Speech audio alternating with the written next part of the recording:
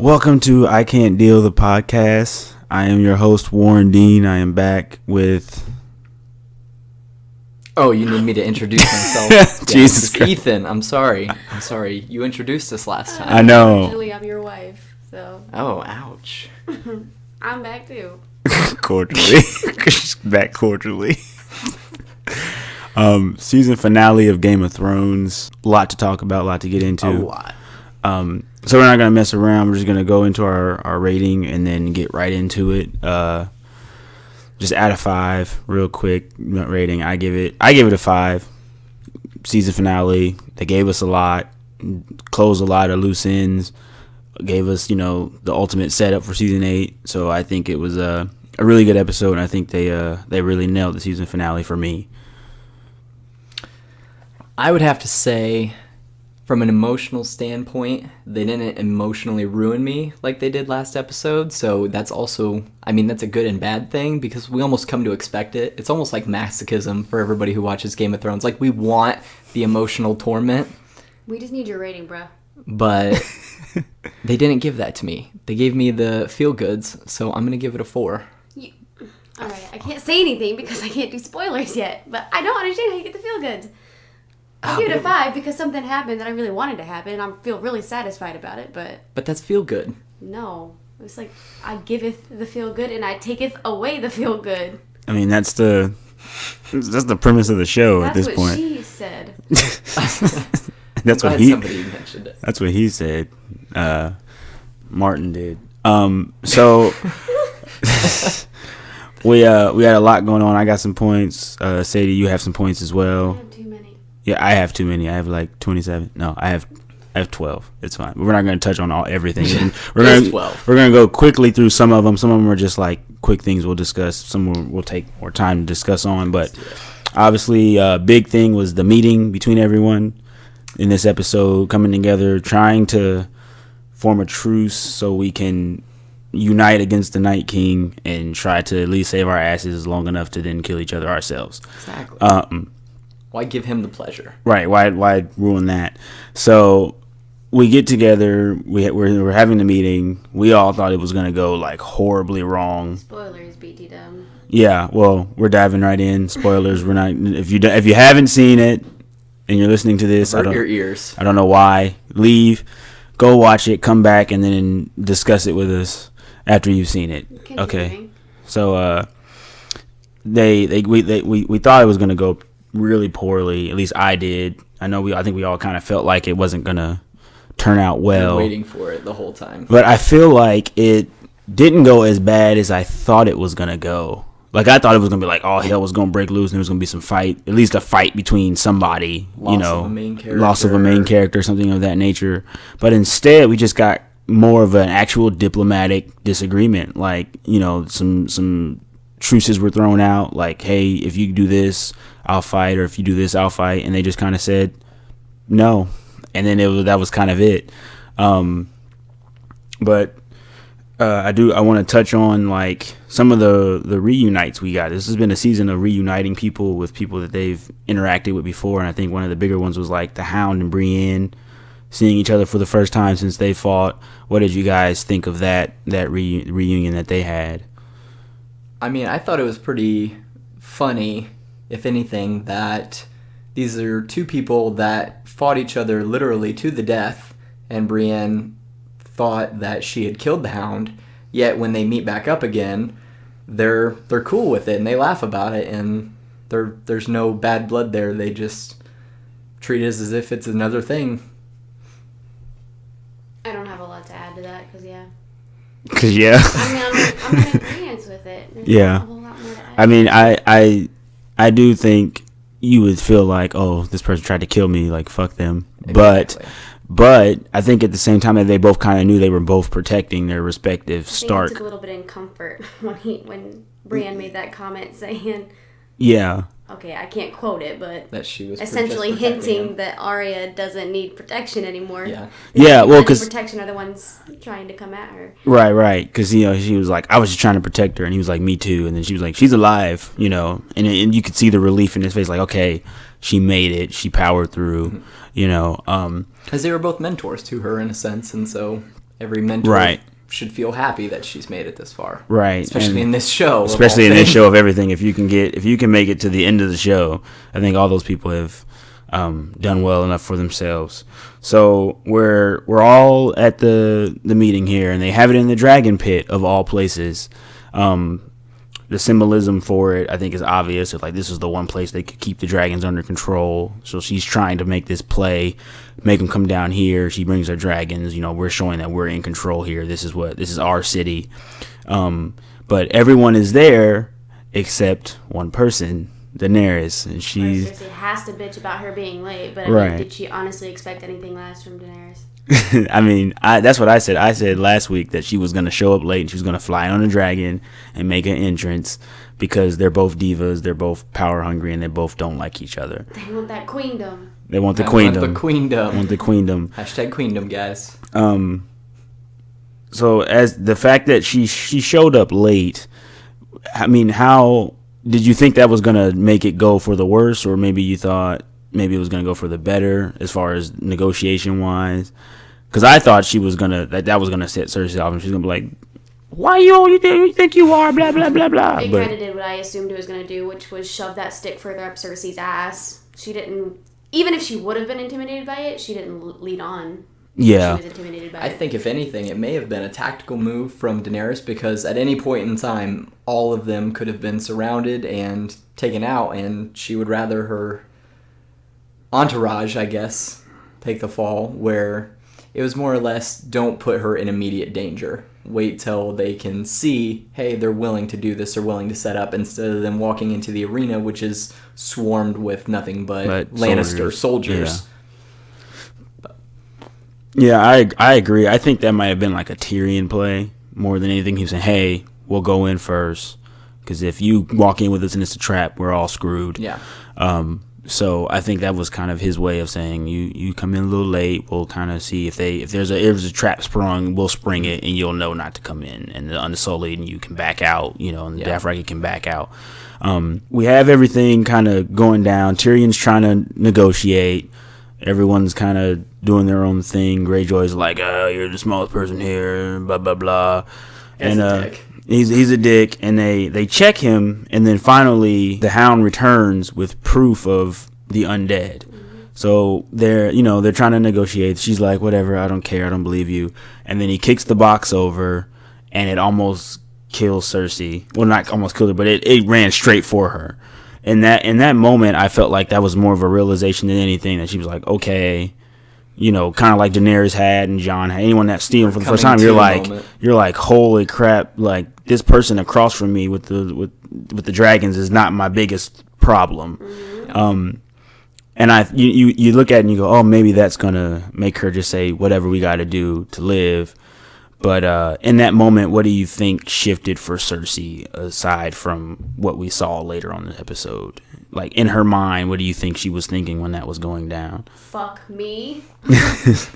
I mean, I agree. I mean, you can see the fear on her face, too. Yeah. Was happening. She tried to play it off and be like, oh, I wasn't concerned for myself. I was concerned about the blah, blah, blah, and the blah, blah, blah. I was like, bitch, you were scared for your life. I found it more interesting, too. Not only, because we all saw, everybody was scared at that moment. Even the Hound was literally terrified as he kicked the box over because he had experienced it firsthand. But what I found most interesting was everybody of Cersei's entourage, including Jaime, including her hand, like, they were all mortally terrified. They didn't move. When Maester, I can't remember his name, but her hand, when he was examining the White Walker, he was just in shock, and nobody really was ready for that moment. And I think it was a really big eye-opener for the entirety of the Lannister army.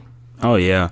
I think also the Maester maybe also light bulb moment. Mm-hmm. He thought, ooh, how can I turn this into our favor? Mm-hmm. If we can get a couple more of these, or I can figure out how to control some of these, maybe we can use this to an advantage. Because you never know what's really going on in his head. Because, he's a weirdo, experimentist guy. Frankenstein of Game of Thrones. Right. Victor Frankenstein. Right. So he's, his wheels are turning now, because that's an opportunity for them. The point that Sadie just made about how no one did anything. Like, even the mountain didn't move. He just kind of stood there. I mean, I think in the moment, your initial reaction would be to freeze up and be like, what the fuck is going on?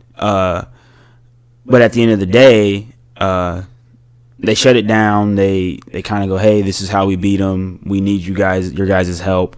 You guys need our help. Let's try to do this. And then after seeing it, Greyjoy pulls out. He's like, I'm out. I'm done. I've seen a bunch of stuff in my life. This is the only thing that makes me... Which I bought into because he's a Greyjoy. I bought Yeah, they're very good at running, clearly.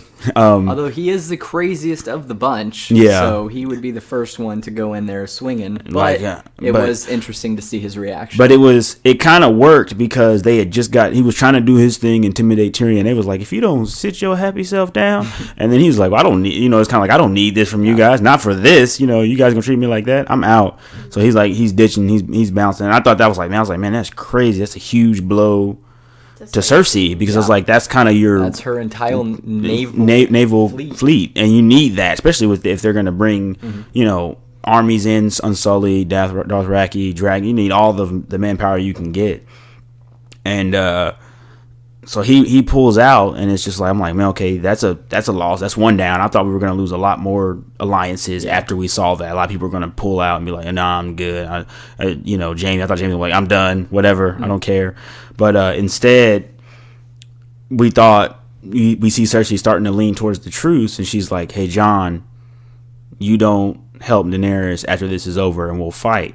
And I thought that was a really intriguing, option that she threw out, because I was like, even in the moment of realization and fear, she was like, how can I use that to my advantage? And she tries to pit Jon against Daenerys, separate them, weaken the forces, because in my mind, I'm like, okay, if I can break down the big army and separate it, I can focus down. And I don't know what her plan would have been if he had accepted, whether it be to then go take down the North, so then she doesn't have that ally or whatever. But she tries to get him to do it, and he doesn't. And then in that moment, I was like, oh, here we go. Touching briefly, bloodbath commenced. Touching briefly on that scene, then, Warren, agree or disagree with what Jon did? I don't know what I would have done, because like they talked about, it's the double-edged sword there. Yeah, you want to prove your loyalty, but they said, you could have just lied to her and said yeah, and then just not done it. I agree with what he did just because of the type of character he is. Like, I think he needed to do that to stay the Jon that we know, the guy that's loyal, honest, not caught up in the game, just trying to live within the confines of the game. And I think it was the right choice in the end, just because it kind of even made Daenerys more know that when I need him most, he's going to be there. And although Tyrion and them were like, hey, you know what, you should have lied, I feel like if he had lied, that Tyrion could have just as easily turned that around and been like, Daenerys, he lied about his allegiance to you. What does that show you? Yeah. So I feel like it was he was a little bit fucked either way. Either way, I think he made the better of the two decisions. Yeah. And this was definitely a moment of Jon showing that he is truly a Stark, even though he was a Snow his whole life and he was treated as such. He was a bastard of his family. He was embodying Ned himself, because that was the one thing that everybody held true to Ned and the Starks as a whole, is that they were good, honest people. And if he were to have lied to Cersei during that, he would have broken the very nature of his name and his growing up. I agree. I agree wholeheartedly, especially after everything that the Starks and the Lannisters have been through. I think Jon pledging allegiance was not going to happen, whether it meant life or death anyway. Like, I have no, not going to happen. Sorry, If I think scenario wise, if we go into a theory about it, maybe if he hadn't already pledged to Daenerys, maybe he does it. If he felt like that was the only way. Because right now, I think that was the biggest driving factor for Jon, and the decisions that he's making is whatever is best to get this situation against the Night King dealt with. Whether it's saying screw it and siding with Cersei, if that's going to get the numbers I need to protect the people, then that's what I'll do. I don't believe he would have sided with Cersei in a sense. I think more the reason he sided with Daenerys than anybody was due to his friend Redbeard from the Wildling side, their conversation that they had about the king beyond the wall who never bent the knee to anybody, and all of the people that he got killed because of his pride. And that, I think that really hit home for Jon, and him realizing, hey, this is inevitable. I'm between two people who are far superior than me as far as numbers wise, and I only have the North. Or am I gonna let the North die because I refuse to bend the knee to either of them? Right. And so he picked the lesser evil of the two in a sense, which was Daenerys. Right. And I think that plays. I think both the points kind of play into each other. Mm-hmm. You know, the conversation kind of played into his idea of whatever I have to do to get it done. Yeah. And at the end of the day, I would say Jon is going to be probably the most level-headed person at all. Like, he's going to be the thing that makes it work if it's going to work.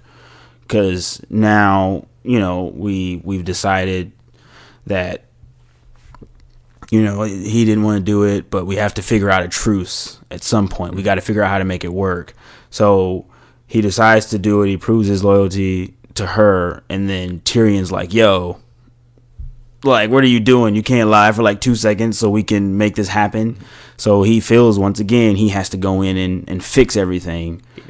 And what better way to do that than say, I have to go talk to Cersei. Now, when he says that, a million things start running through my brain. I'm like, well, how's that going to play out? What's he going to say? How is he going to manipulate her? Because she hates him. She might kill him on sight. Like, what did you guys think was going to happen when as he's walking down that hallway to go in there and meet with her? I thought they were going to make some sort of bet where he was like, you know what, I offer you my life, you can kill me, whatever, just help them fight the undead. Yeah. After the end of the war, after everything settled with the Night King, he would turn himself over, essentially, to Cersei to be dealt with either, and however she seen fit. I think that was what I personally believed Tyrion was going to do to bring Cersei around to helping them. And yet she didn't kill him. She didn't. And that's the biggest thing. And he offered it, too. He offered that very option. He was like, you know, I'm sorry for the loss. You know, she blames him for everything, you know, for the loss of their father, their children, everything, their power, everything they had. And he said, you know what, fine, kill me. You know, but the interesting thing was when he said that at the moment, he didn't really offer, hey, kill me, but don't do anything with them. He just kind of said, end me then. That was more of just like, you know what, if it's going to make you feel better, do it. And she didn't do it. But then they come back from that secret meeting, and she agrees to make the truce. Yeah. So the question is, then what was said after she told Tyrion, or basically told Tyrion that she was pregnant? Right. Oh, yeah. What conversation did they have between him saying, you are pregnant, and her coming out and saying, I'll fight with you? What happened between there? Right. What did he say, or what did he offer her? Because he had to give up something. I didn't think about that. Because they never told us that. That's going to be I think that's going to be a big plot point in season 8. Maybe opener, or a secret that he has to keep throughout season 8, which could eventually lead to some kind of conflict or friction going down the road. But which, thinking about it, you know how towards the end where we're thinking that he's super salty about Jon and Daenerys being together. What if he's already feeling bad about something that he's promised to Cersei after this is all said and done? That would be. He's already dreading the fact that he's hurting Daenerys. And then if we're going to that, what do we think maybe he offered her, or what kind of deal he made with her? What do we think? Because, I mean, contextualizing it, maybe he did something. Maybe he offered up Jon. Maybe he offered up Daenerys. Maybe he offered up like a dragon or something. No, I don't believe Tyrion would go that far. I think, if anything, knowing the character that Tyrion is, I think if he offered anything up to Cersei, as much as she hates him and blames him, I think he offered himself at the end of it. So now that you guys mentioned that nothing else happened post them speaking about her pregnancy, I'm sticking to my guns. I think that he may have offered his own life in exchange for the help. But see, she would. What other than the satisfaction of getting rid of him out of her life? It has to be something that's gonna help her. She's gonna she needs a big gain for her to agree to it. Let's come to this though. She's not helping them no matter what. She's not riding north, so whatever deal was made, it's irrelevant at this point. Which, if I'm being honest, that meeting went exactly as I saw it happening, aside from someone dying. Yeah, it accomplished absolutely nothing. Absolutely nothing, really, is all that happened. So we go from that meeting, and we've accomplished nothing. We have no truce really made. I mean, we have a truce, quote unquote, made. Cersei's like, I'll fight with you, whatever. But she kind of comes out and she's like, hey, I don't care if you guys stand down or not. I'm not, I just hope that you maybe consider that I chose to help. And so I'm thinking, oh, okay, that's fair. It's like at the end fight of this is fair. But then we kind of find out later that she's like, I had no intention of helping any of them. Like, this is all a part of the game. Yeah. And she's telling that to Jaime, and Jaime's like, what the hell? Like, we made an oath, we made a pact, and like, I'm gonna ride north like we promised. And she's like, no, you're not. And he's like, fuck you, yes I am. And in that very moment, we reach that tension building moment where she's like, no one walks away from me, and the mountain cuts him off, and he's like, well, screw it, kill me. And I'm like, oh no, I can't handle this right now. Don't kill Jaime. I can't deal. Because Jaime's that character, I think, where we're like, even though he's on the wrong team, you just kind of will for him to live. He's like the Jon of the worst team. Yeah, he's like the most level-headed person on the shittiest side. Right, and he doesn't. He used to be a dickhead, like a really bad dickhead. And you just hated him. You hated Jaime. He was obnoxious, but his life occurrences humbled him a lot. A lot. I think to the point of being likable. Like, you look at him and you go, man, if he could just be on the other team and then they could just win. I think that's the beauty of it too, because in a sense he has been on both sides of the fence. He's proven time and time again after being humbled that he understands reason. And he also understands right from wrong, aside from what we may feel about the Lannisters. He's actually kind of compassionate. And he's like, look, this isn't even about us anymore. This is about everybody. And, and she's like, our baby's going to see. And he's like, my baby's not going to see the light of day if we don't deal with this. And then she admits to already having a plan set in motion, which he had no clue about, which throws him in for a loop. And right. And that tension built there because then he was like, you made a plan with him without telling me? Yeah, Greyjoy wasn't really running away. He's off to what do they call it? The Golden... Get the Golden Company, some island, and he's gonna mercenaries. He's gonna bring them back, and that's gonna be like their firepower. And so we find out that he's really not leaving. He's not fleeing. He's not scared. He's just executing the plan. It was a real thought out plan too. Make it seem like so they don't worry about it. Like, okay, he's gone. He's out the picture. But it furthermore pissed off Jaime. Right, and. He's like, you did this behind my back, and she's like, and you met with Tyrion behind my back, blah blah blah. So it's like that friction that we've seen building between them from the moment that she's got back on the throne, of him kind of looking at her going, this is not the woman that I fell in love with. It finally hit that breaking point, and they were able, and they went their separate ways. He's off. What do we think his role is going to be in all of this now? That he's leaving, he's departed from Cersei. Is he going to just try to meet with Jon and say, hey, I'm here to fight, uphold my oath? Is he going to tell them that Cersei's not going to fight? That's what I hope for, but I don't know. No, I think he'll intern, because that's going to be the first question that they ask him the moment that their armies start to not show up. Like, where are your armies? And, Cersei decided she's going to try to take everything over. So I think that's going to be the biggest plot, not necessarily the war or the end war against the Night King, but now already being outnumbered, already being on the verge of a loss because of not having the Lannister army. Now they have to deal with a war on both fronts. And so they're going to have to deal with trying to protect what little they have from Cersei at the same time fighting the war in the north. So what I did find pretty interesting was Cersei's absolute closed-mindedness to the actual power of the Night King's army, because she believed, let them all kill each other first and we'll take what's left. Well, the problem is that if the Night King kills everybody and kills both the dragons, kills everybody, he then gets 2 dragons and 2 armies. Or he gets the larger army. And so I was like, and that's the thing, she doesn't know all of the facts. I mean, John was like, they don't leave dead bodies behind. That was his statement, but it didn't really explain to her. He's like, when people die, they just turn into part of his army.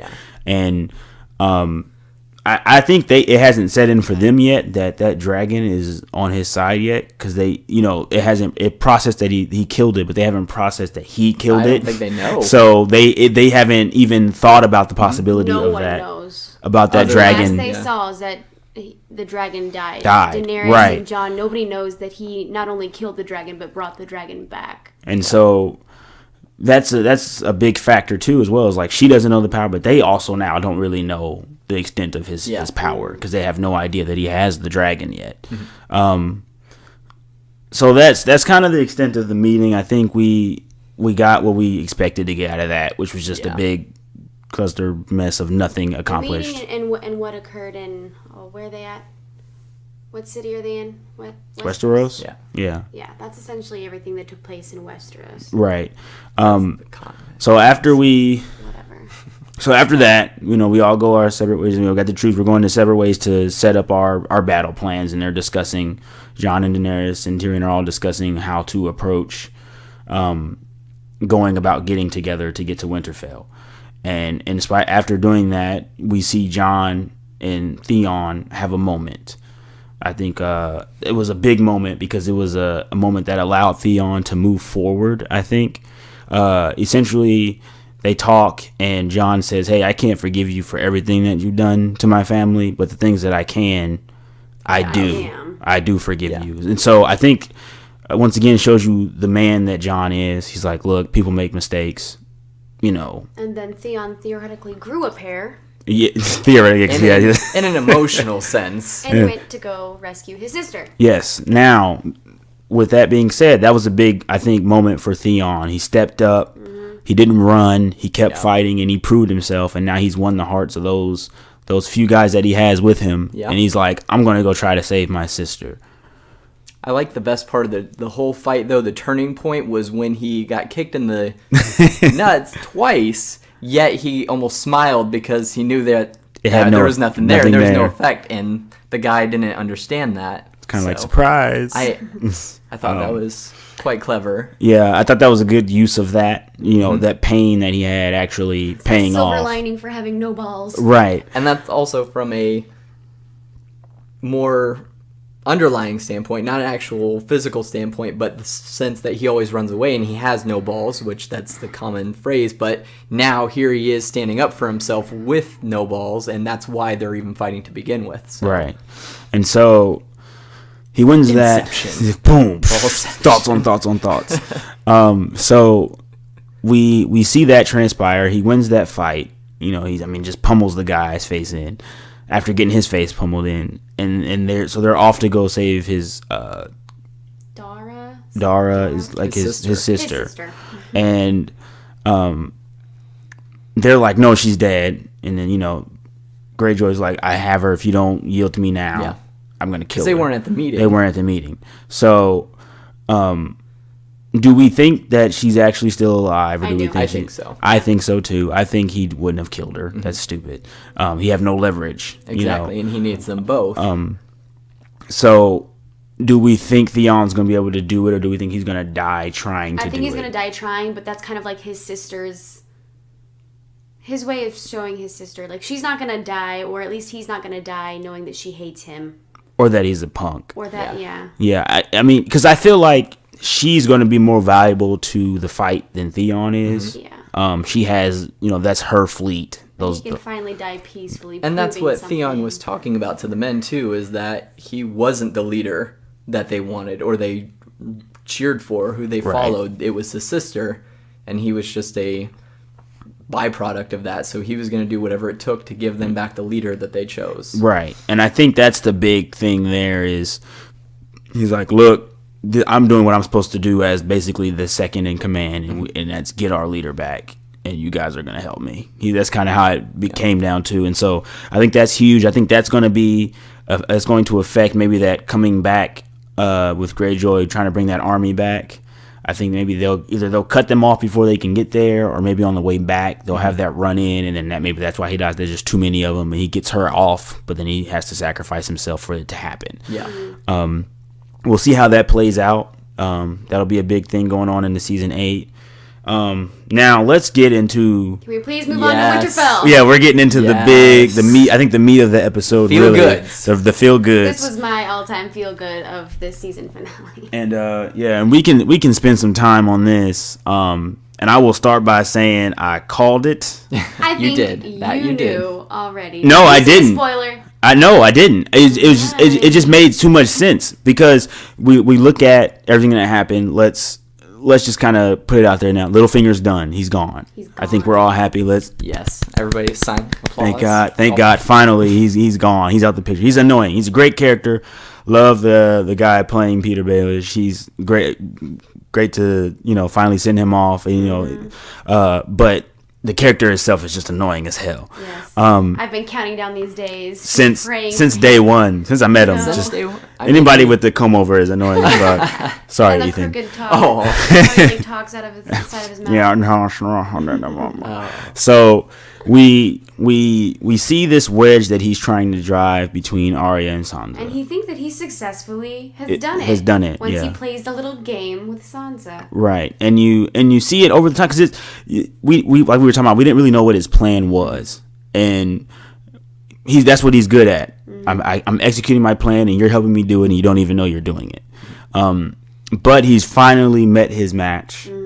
And I think really those wheels started turning for Sansa when she and Arya came face to face and she found out that Arya was a bad mamma jamma. Right. And she was kind of like hinting it, I can help you. Help you. And not even that I can help you, but this needs to happen. Yes. Mm-hmm. And you need to see that what's happening. Yes. And I think that's the thing. Arya, it took form in Arya and she's like, hey, Peter, like, I know what's going on, player. So, give me a second. Mm-hmm. And she has that little meeting with Sansa in the last episode. And we thought maybe she's going to have something to do with the faces or whatever. But we didn't even need the faces. They just straight out called it. And, she's like, she calls Arya in. They have the meeting. And, Peter's like, hey, let's just go ahead and do this now. Let's get her in here. And you can get her up for treason because why else? He made her play the game that he plays. This is what I think about what they would want to do. What's the worst possible outcome? He did that. And when he did that, I think that was the moment that made it click for Sansa. Because she kind of froze for a second. She thought, why would I need to do that with my sister? Yeah. And then she started doing it. And I think what happened is she started doing it with him.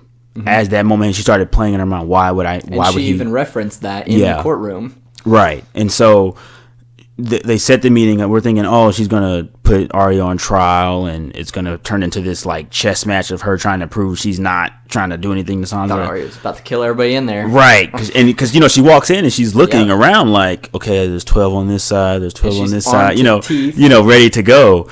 And then Sansa starts rattling off, murder and treason. Right. And because Arya's like, are you sure you want to do this? And, you think, she's like, you really want to try me. Mm-hmm. But she's really saying, are you sure you're ready to make this maneuver? And she says, murder and treason, Peter Baelish. And then he's like, excuse me? I've been kind of witnessing some things over the last few episodes. We've noticed that Arya's been following Littlefinger. She's been observing Littlefinger, kind of catching on to how he maneuvers, who he talks to, what his game is. So I'm hoping that even though he's dead, that this isn't the last time we see, Littlefinger. Yeah. Because I'm hoping that because she's been learning what he does and how he works, she's going to use his face as perhaps some sort of war to come. Some sort of maneuver as an advantage. Yeah.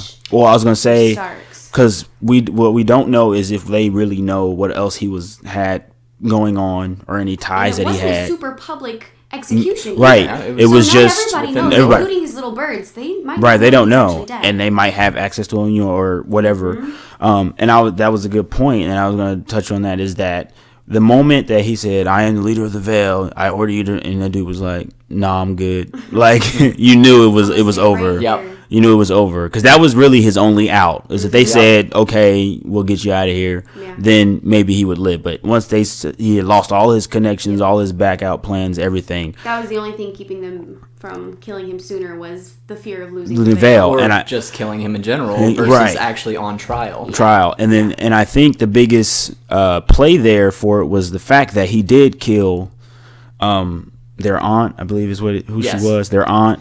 And I think the Veil kind of maybe did resent him for that, but no one really knew because it was just her. Well, it was Sansa. It was Sansa and then them. She saw it happen, but no one else. So they didn't really know what happened. And then the son was just like special, so he really didn't know nothing. But Sansa knew, and it ended up playing into her favor. She held on to that piece of information, never really kind of made it known, and then perfect timing, as he taught her when to use information, and she uses it. Then she starts rattling all this stuff off that he did. Bran's there for confirmation. He comes in, he's like, you put a knife to his throat, blah blah blah, and he took him by surprise because he was like, no one would even know that. Nobody was there to witness it. Nobody knows. And Bran starts saying stuff that only someone who was truly there would know. And I think that was huge.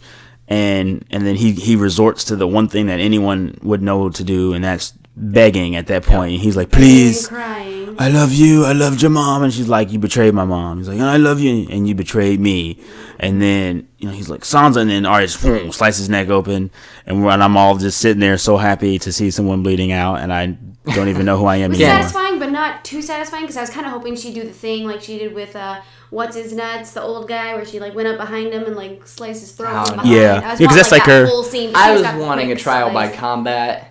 And then Arya just picks him apart slowly. Not only kill him, but just publicly humiliate him. Exactly. Like just. I mean, I think he's no fighter though. I should have known better. Yeah, he's not. I mean, and that's the thing is, it would have been cooler to see that because he knew he couldn't fight, but any other person would have been like Tyrion did it, trial by combat. Yeah. Just give himself a chance. Because then if you do that, you don't actually have to fight. If someone will fight for you, they can. And that would have been another humiliating thing because no one would have done it. Nobody would have fought for him, so he would have to fight for himself. I think instead of him asking them to take him back, I think they should have done that. And then when he said, which one of you will fight for me? And then nobody steps up. That would have been their way of going, hey, the Veil is no longer backing you. I think that would have been more impactful. Yeah. But I know they were trying to get to the point because they had to get other stuff out the way. They got a lot of stuff to cover this episode. So. So he's gone. What do we think now? Clearly the Veil is at least on their side of getting Peter out of the way. Do we think the Veil will stay with the Starks and serve the Starks as they have? Or will they maybe branch off and just go back to the Veil? Or what do we think? I think they'll stay. I think they're pretty tight with Sansa. I think they'll stay with her. They've claimed her as Lady of the North and Jon as King of the North, so that's essentially who their allegiance lies to. But their person they truly pledge allegiance to, Lord Baelish, was a piece of... I think that their cousin is going to play a lot more of this role because we haven't really seen... Actually, we haven't seen him at all this season. Yeah.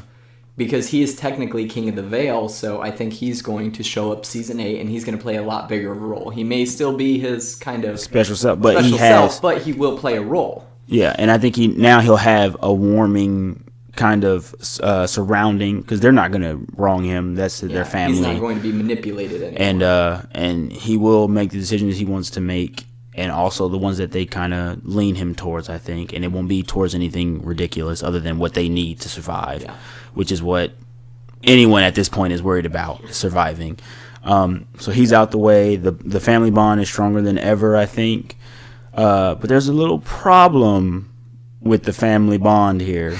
And it's rearing itself now here as essentially Sam Tully returns with which I talked about this last week, that his secret that he knew was going to be bigger than anyone could imagine if he met with the right person, and he did. Yeah, and he didn't even really catch on to it until it was happening. Bran saying something, and he was like, "Oh my God, I just heard what's her nuts."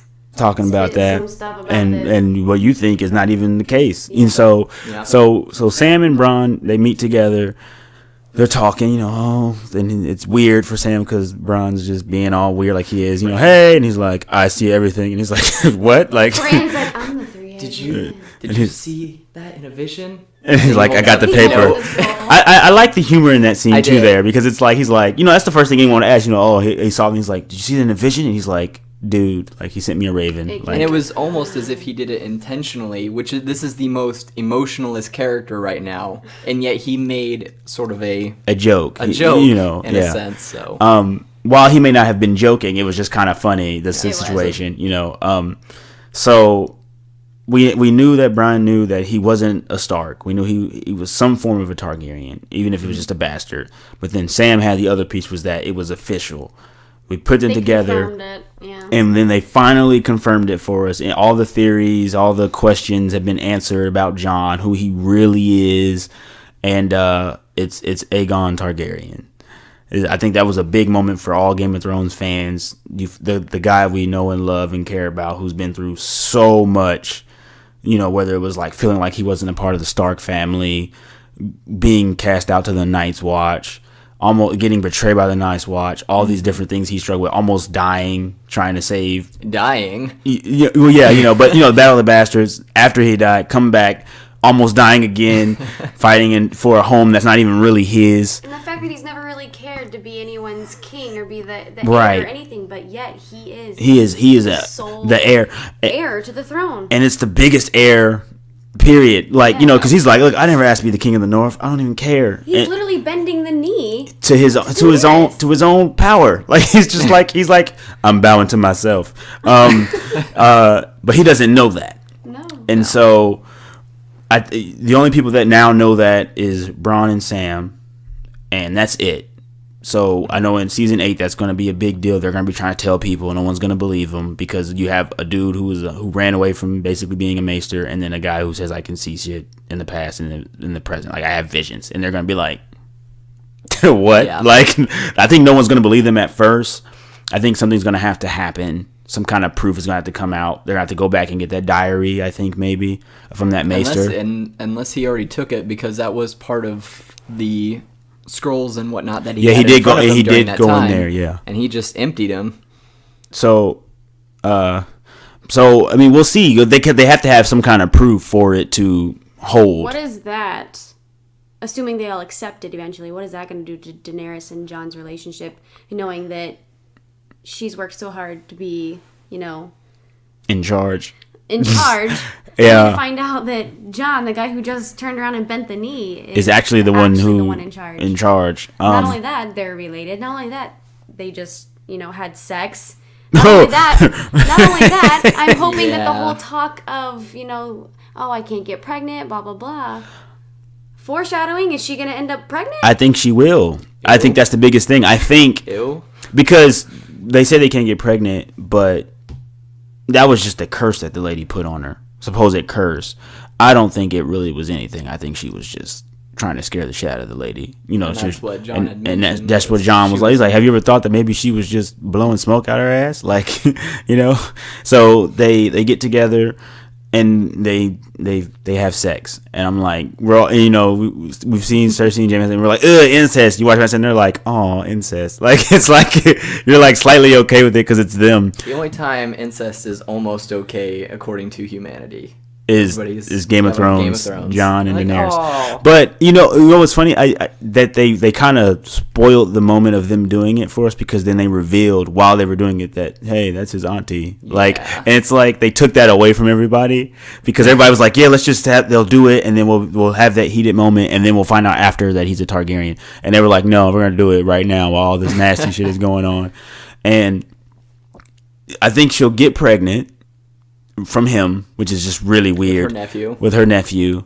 And he's going to be like full-blown Targaryen. But I think that's going to be a big driving point later in season 8, is that she's going to be like, well, I'm the heir to the throne. And the whole time, Jon's going to be backing her. And then Sam's going to be like, hey, you're actually the heir. And then he's going to be stuck between being the king of the North and taking his rightful place as heir on the Iron Throne.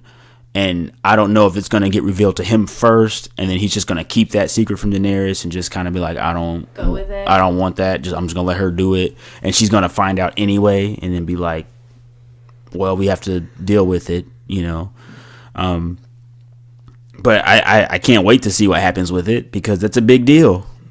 I hope they take it and run with it. I hope it doesn't drive a wedge or cause... But it has to, doesn't it? Don't you think? Maybe at first, but... Is he still Knight Commander of the Knights? No, he left. Remember when he was like, my watch is over, and he fucking left. Yeah.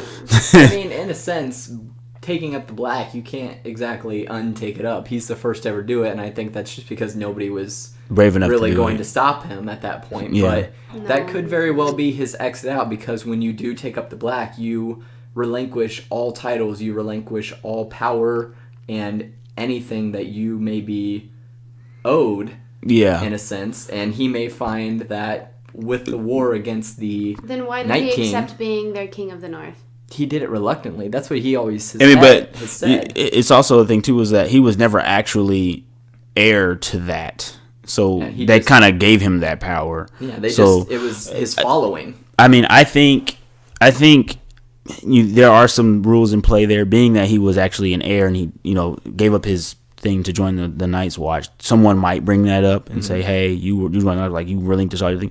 But then someone could also say, well, he died and came back, so he did serve. So he served his time, and now he's back, and he's the heir.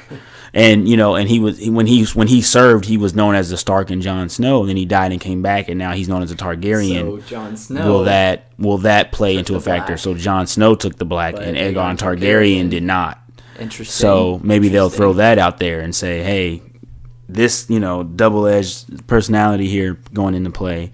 I will just say that when that happened, it was a really, to me, a feel-good moment to see, hey, this guy finally got something that he really, really deserved. Ass. Because if it was his aunts. Because Sadie is saying, she's like, I don't understand. How does this feel good? And I'm like, but they're giving us so much. And giving each other so much too. When you finally got the reveal, how did you feel hearing it say, hey, his name is Aegon Targaryen? In that moment, like, what did you feel like? I knew it. I mean, maybe not his name, but I knew it. I know that was one of the biggest things too, is nobody knew what his name was going to be. So apparently there's still a huge mumbo jumbo about it. It doesn't make any sense. That was the biggest reveal. Not necessarily that he was a Targaryen, because everybody had pretty much drawn that conclusion, but nobody knew what his name was. Targaryen name was. Yeah. So I think that was a true big reveal more than anything. Well, I mean, we got that reveal, and they had to kind of do it, I think, now, because the next season is the last one. We don't need to spend part of the season. Who is he still? We've been doing this for 7 seasons. Like, let's go ahead and get into the nitty gritty. Speaking of the nitty gritty, here we are. We have reached nitty gritty. We go back to the wall. We got, people looking out the nostrils. They're like, oh, it's a long way down, looking out. Just doing what they're doing, what they always do. Nothing changed. We got this wall here. Here comes this. Yeah. So, it's like same as normal. And then we see one of the White Walkers trot out on his dead horse. The second in command.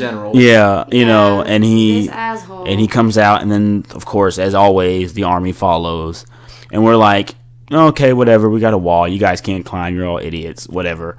We're fine. It's the same thing as everything. We'll just send a raven. They panicked a little bit. A little bit. But then when that damn dragon came flying through, they panicked even more. Right. And then when that damn dragon started blowing out some blue-ass fire, all hell broke loose. And that was the big thing that we were talking about during the episode. It was like, so this dude died in his ice. Is it going to breathe out fire? Is it going to breathe out ice? Is it going to just be a bird? Like, what is it going to do? Is it just going to fly? Is it all it has its flying capabilities and roaring capabilities? Slam into the wall over and over again. I mean, hey, if the Night King thought that's what was going to work, that's what he would do. That's what they do in my window outside. So. But he came out, and it just starts breathing this blue, cool-looking fire. Freaking annihilated that entire section of the wall in like less than 5 minutes. 5 minutes. I was not expecting to see the Night King riding it, of all things. I think he would have stuck with his horse and just had it as, again, one of his pawns, because that's all he is. He's just a controller. But he was full-on Daenerys riding that dragon. He was like, I see you, bitch, and I raise you one. Yeah, he definitely pulled out his own on showing them just how badass he is. Do you think in the end it could be dragon versus dragon with both riders on? Oh, that's going to happen. Oh, that's going to happen. That's an unfair fight, though. I mean, this is it's not. This is the same javelin throwing Olympic gold medalist. Player. Look, this is what's going to happen. I'm calling it right now. Jon's a Targaryen. He's going to ride one dragon. He doesn't have a dragon. He's going to have a dragon by the time that dude gets there. It's going to be 2-on-1, and they are going to tag team his ass. One of them might die in the process, but that's how they going to shut him down. What dragon is Jon going to get? Is he going to get Drogo, or is he going to get the other one? No, come on, Ethan. Mind you, too, this is the true king. I don't care. It doesn't matter. I don't care.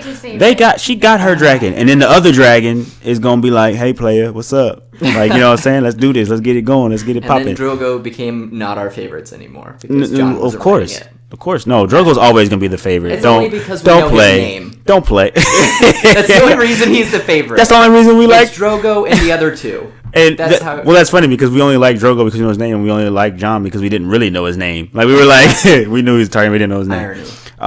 So with that happening, we got Redbeard. You know, that's what I call him. He's at the wall, and he's seeing his first hand. So he's technically now the only one out of the group that went that really knows what happened to that dragon. Obviously, he's going to have to try to beat the army back or send a raven or something to inform them. Yeah. What do you think his play is going to be from here? Is he going to try to just get back to them, or is he going to maybe try to do what he can to stall? I think they have no chance in hell of stalling, and so the best he can do at this point is fall back and regroup. That would be the most tactically sound idea for him. Yeah, because I don't know if they're gonna be able to send no ravens because he broke right through the wall, and he's like, I ain't got time, I gotta ride out, you know. But that's huge now because that was the one thing keeping the Night King from advancing is that they couldn't climb, they couldn't get over the wall. Yeah, and then now he has a dragon. He's down there, they're making their march down, and you know, with everything that's happened. How do you think it'll fare? Do we think our heroes will fare, our main characters will fare now that we know everything's in play? The wall's down, the Night King's marching, and Cersei's like, fuck them, they can fight them by themselves.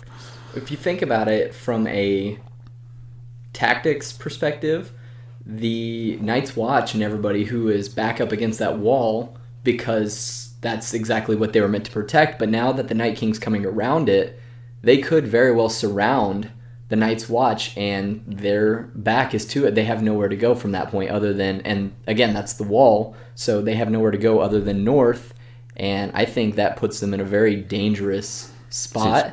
Yeah. I'm going to be really sad, because I just wanted to see Redbeard get that satisfaction with Brienne.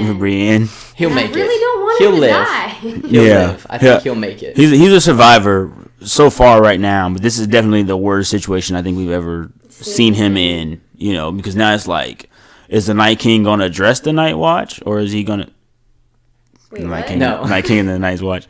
But is he going to address them because they're there, or is he just going to be like, I got through the wall, I'm just making my push forward? I think he's just going for it. Just going for it, just because adding to the body count. Because the real question is, again, what other than just adding to his body count, what is his goal? Like, we don't know who he is or what he's doing. I feel like it doesn't matter. He just wants to take over. But it's like, what? Well, I mean, from the way that they've been talking about the White Walkers for the entirety of the show, they've just been saying that's He's the essential rider of the apocalypse. He just brings the end to everybody. He kills everything and everyone, and he brings the eternal winter. So that's his end goal, is just to kill off all life. Well, I guess in the eternal winter is the end goal here, because I mean now we're starting to see winter everywhere, starting to take hold, and now he's on the march. So we've got a huge season 8 coming up. Massive. I can't even start to imagine any kind of theories of what's going to happen, but I think we're going to see a lot of action, a lot of maybe some bonds formed, bonds broken. This is probably going to be the biggest season of losing main characters, because this is it. Well, yeah, this is it. So people are now, I mean, everybody's always been fair game, but this is for real, everybody's fair game. Like, I think Daenerys is going to be in more danger than she's ever been as far as being killed. Tyrion the same way. Jon's already crossed that, so maybe he's good. Maybe he had his one. He might not die because he's already died once. We don't know. But we're going to see. I think we've had a good run. I think season 7 altogether was pretty good. I think it definitely I think while some of the episodes did feel rushed, I think they did a good job of kind of getting to the point to set up season 8 so they can really take their time drawing out this battle and whatever else is going to take place. I think they did excellent at setting up, and season 8 is. I'm looking forward to it just as much as I was this season. Yeah, we had to wait so long for it. I'm so sad. Was it like 6 years? I don't know. My child will be graduating from college by the time it starts. Yeah. Well, I mean, any final thoughts before we wrap it up? That's it. That's it. We don't have any. I just don't want to wait so long. Yeah. We just can't deal. We can't deal. We're so cheesy. The time it takes to get to the next episode. Yeah, let's get to the next because it seems like forever just waiting a week to week just to watch it. Now you got to wait a whole now to actually year wait and a year just to see the next one. I think I'm just gonna start rewatching this series. Yeah, I mean, me too. I need to anyway, just because seeing some of the other episodes, I was like, oh man, I gotta go back and watch these stuff. See people so young and their growth, But I mean, I think that's gonna be it for us in this podcast, ladies and gentlemen. Thank you for hanging out with me and Sadie and Ethan. This is I Can't Deal the podcast. We'll see you in the next one.